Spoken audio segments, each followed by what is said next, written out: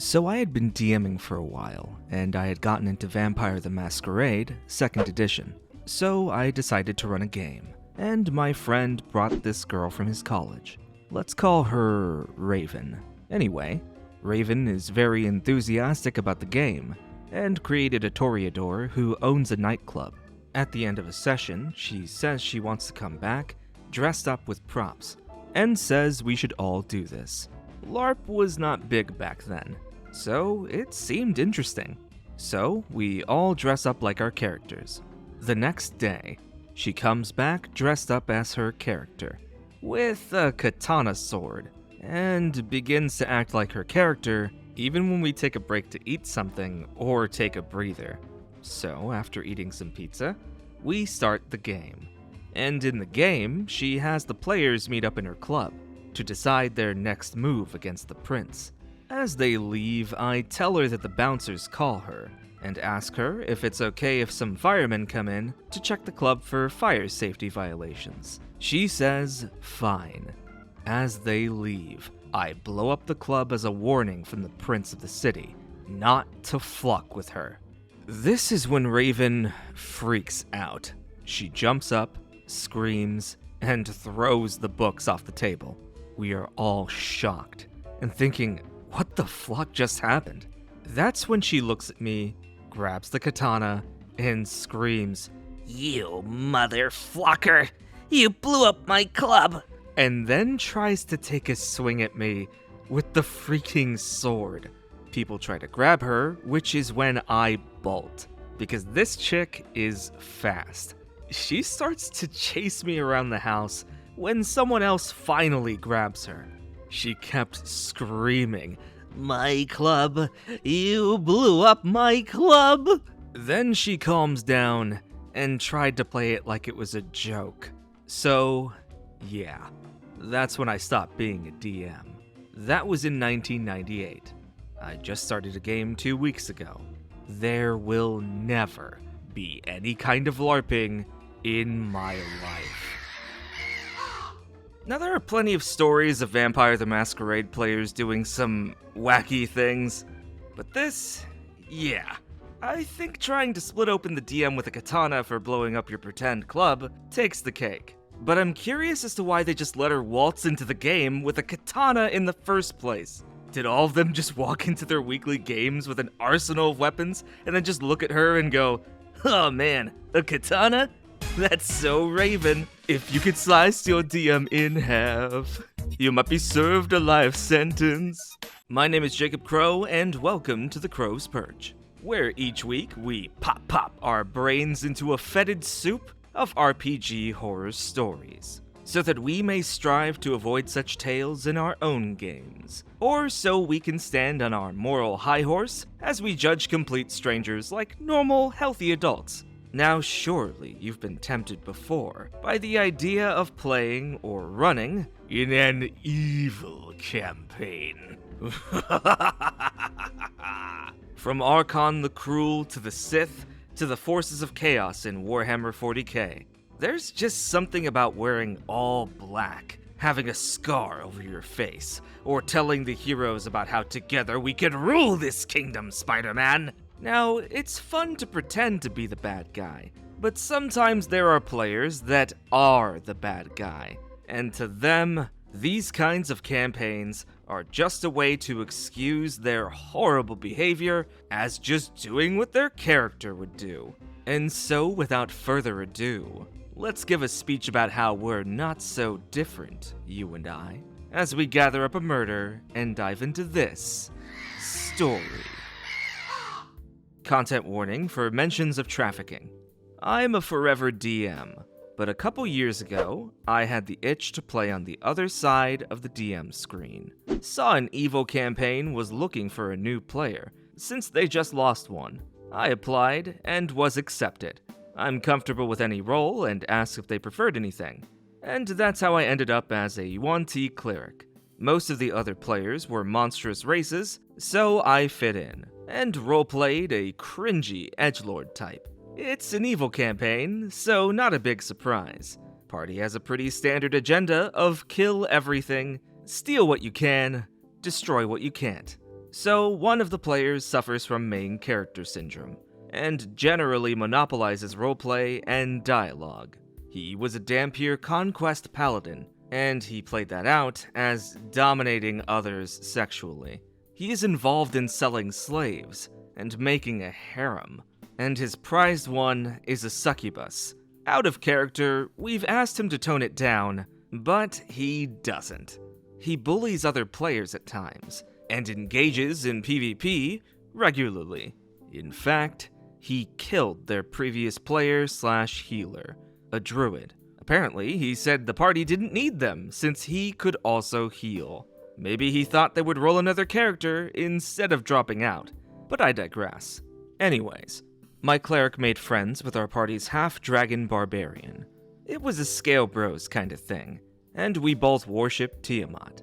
Did I mention the paladin liked to trash talk all other gods? Anyways, I always roleplayed my healing as painful to characters. Broken bones would violently snap back into places. Black fire would cauterize bleeding wounds. My barbarian buddy loved this visual of pain, making him stronger. On to the event. Our party was raiding a fortress surrounded by a moat. We're halfway capturing it, when another group of orc raiders cuts off our escape route. Now we're fighting a battle on two fronts. Paladin goes off by himself, saying he can handle the orcs, trying to use his fear aura to scare them off, fails, and goes down. I rush over and say I'll cast Cure Wounds, describing how he writhes in pain. I whisper the DM, and ask if Tiamat wants this heretic to be sacrificed. He rolled, and said yes. So I cast Inflict Wounds instead. Paladin's turn comes around, and he's like, why don't I get my turn? I'm just like, I don't know. Maybe Tiamat doesn't like that you blaspheme her. Party finishes combat, and finds out the paladin is dead. Player wants to attack us with his succubus. We instead offer her freedom in exchange for a future favor, to which the DM says she agrees. We ended there. When the player found out what happened, he rolled up a character with the sole purpose of killing mine. Party killed his character immediately. Like the second we got introduced to his character, he attacks us. So he rolled up another one, and I offered to leave. It was kind of derailing the story to have one player single-mindedly trying to kill another. TLDR, cringy paladin with harem, killed. Comes back for revenge, and dies again. It's infuriating that for whatever reason, this DM decided to keep this player, and that you were the one who left. But if this DM is so ineffectual that they couldn't diagnose that this cringy incel of a paladin is their problem player, then maybe you were better off. But as for the campaign itself, I think it's time we talk about how to do evil good. Sounds contradictory, but hear me out. A good evil campaign requires a few things, but two of the most important things are mutual understanding and self-awareness. If you want to take it seriously, you have to have an understanding of what is evil, in the context of this pretend fantasy game. Some people use alignment for this, but as someone who doesn't, I still have evil monsters, evil systems, and sometimes evil people who do bad things like destroying villages, oppressing the townfolk, or heating up fish in the microwave. Truly evil actions in the real world are detestable and usually unambiguously horrible. And not every player wants to play an evil campaign for a reimagining of Spec Ops The Line. This is a fantasy game, so you don't have to take your players through War Crime Simulator 2nd Edition if you don't want to. There are groups that do, but you don't have to take it seriously if you don't want to. So while there will be groups that take being evil seriously, you don't have to. Sometimes players just want the experience of playing on the side of the wizard who summons demons. They want to wear all black and be in the all-powerful empire or corporation, competing for power and favor among their villainous peers. Or they just want to be a bunch of fumbling goofballs that mostly just look mean and menacing, when they're all in fact a bunch of lovable gremlins that might even do good on accident while attempting to do evil. Sometimes you just want to go goblin mode and prance around your apartment hunched over looking for shinies. And that's valid. So even if this Evo campaign didn't work out with this player, I hope that you and the audience consider giving one a try. And with that, let's move on. Making characters can be a joy, and sometimes you just can't help but tell your friends and peers about your brave new adventurer, right before they meet their demise by a demon-worshipping cult led by a 6'7" muscle mommy who attacks you by forcing you to lick her abs. God, I wish that was me.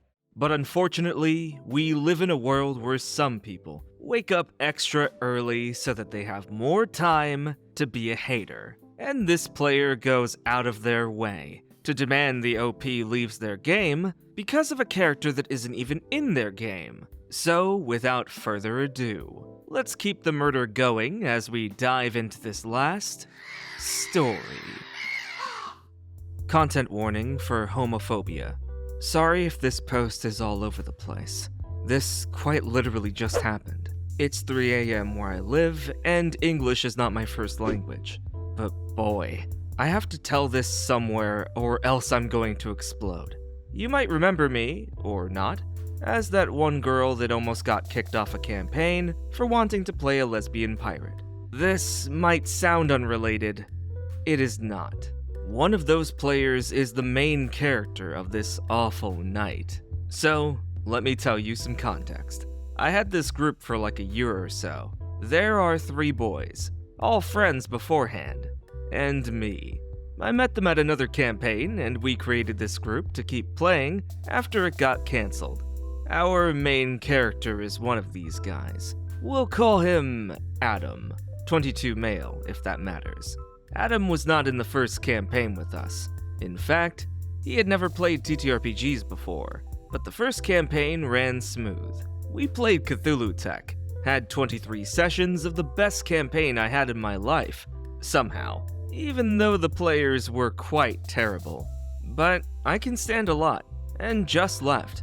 Our DM decided to keep hosting a few more games, which leads us to Cthulhu Tech Part 2, our most recent campaign. Adam was invited to this campaign, alongside with the other player in Cthulhu Tech Part 1.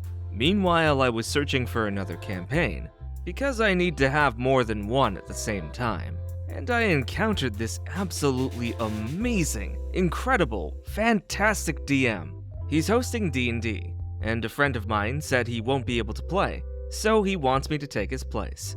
I enter D&D Paradise. He knows the books, something none of my other DMs do. He knows how to twist the books. He knows about classes, subclasses, and races I've never heard about before. He opens a whole new role-playing world to me. I send him some background asking if 1.5 pages is too much.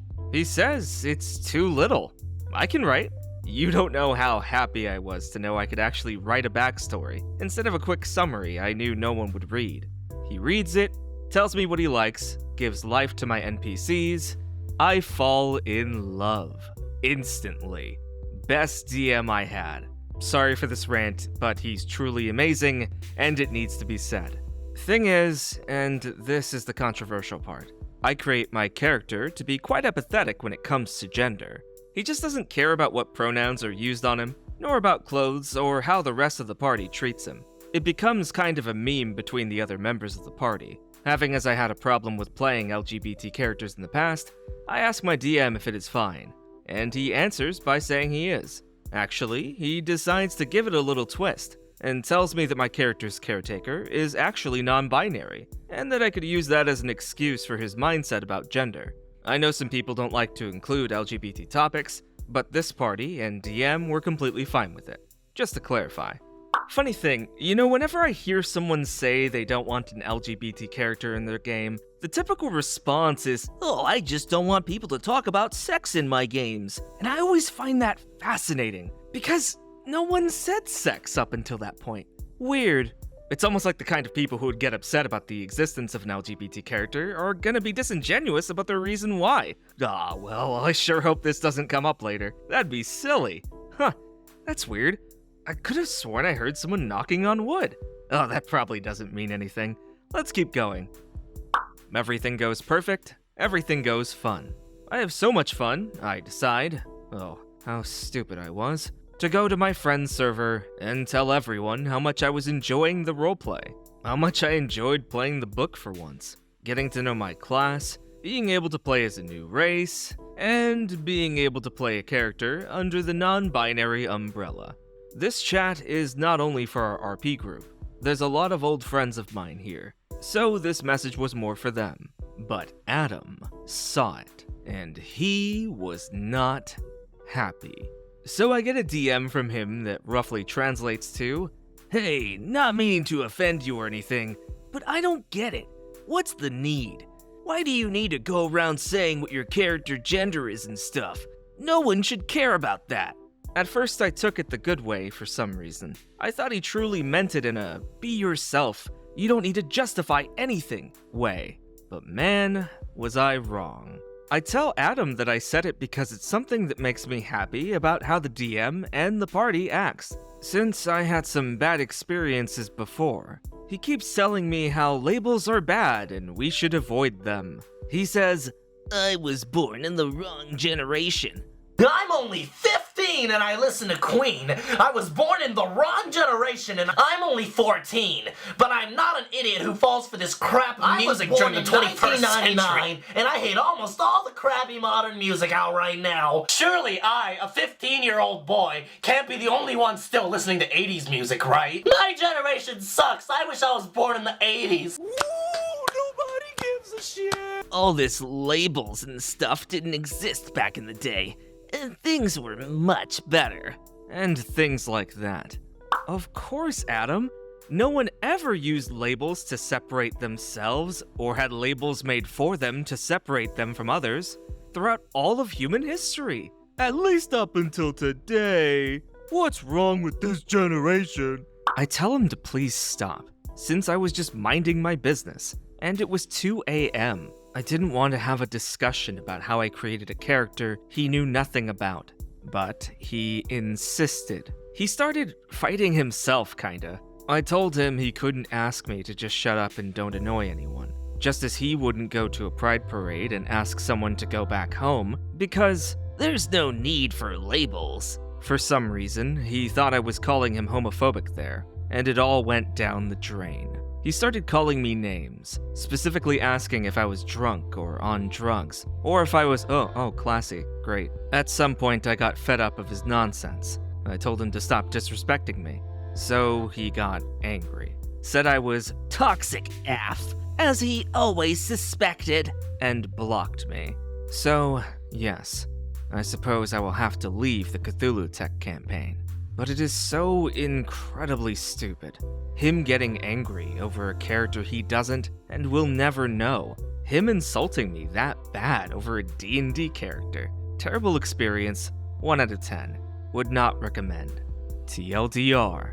Player gets angry I made a non-binary character for a campaign he's not in. So he starts insulting me and blocks me. So now I must leave the campaign in which we are both in.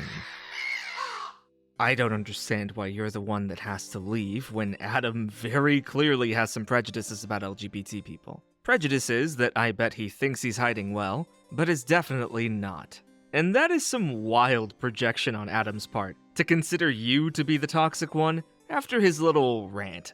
But honestly, if this DM doesn't see that this is an issue, you're better off. And by the sound of your new DM, it's probably for the best. But anyway, that's it for today's stories. And if you enjoyed today's stories and would like to see more of them, then please hit that like button. But back in my day, birds would also hit the subscribe button. Made it this far? Why not leave a comment? Can't think of a comment? Then leave the comment, wrong generation. So that way I know that you're totally cool for listening to Nirvana instead of that ticky-talk music kids listen to nowadays. No one else does that except for you, and you're so cool for that. But if you would like to support the Crow's Perch monetarily and you don't mind labels, then consider hitting the join button or signing up on the Crow's Perch Patreon, both links in the description below, so that you can join the Burb aristocracy, like our counts of Quills,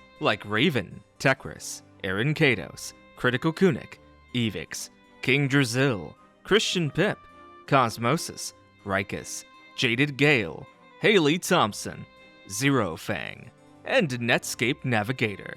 Or for but a pittance more, you could join the barons of Beaks, like Loot Goblin, Valleyson, Jonathan Fenton, Miss TigerBeans, NewHavenRP, Kieran Slater, Running Bear 2525, Ginga Ninja, Hailey McAuliffe, Brittney Marrs, Rathiana the Nerd, Sarah Warren, Spectre Spark, Ars Torok, Ghost Legan, Mr. Hypocritical, Jesse Shodell, Kuntos Weasel, Tech Blog, Chorustor, Cardispawn, Jester King, Lord Rend, Wormy, Den of the Drake, McEatley, and Anya. But who among you shall make the $10 payment instead and become a Duke of Feathers? Like Repetitive Debug, Elf, Remus, Grunt, Kive Mind, The School Bus, Quinn, Jarrett Sewer, Blues Otters, Doc Salty 96, Matthew Moqueenie, and Acroth. And with all of that out of the way, I will see you next time as the crow flies.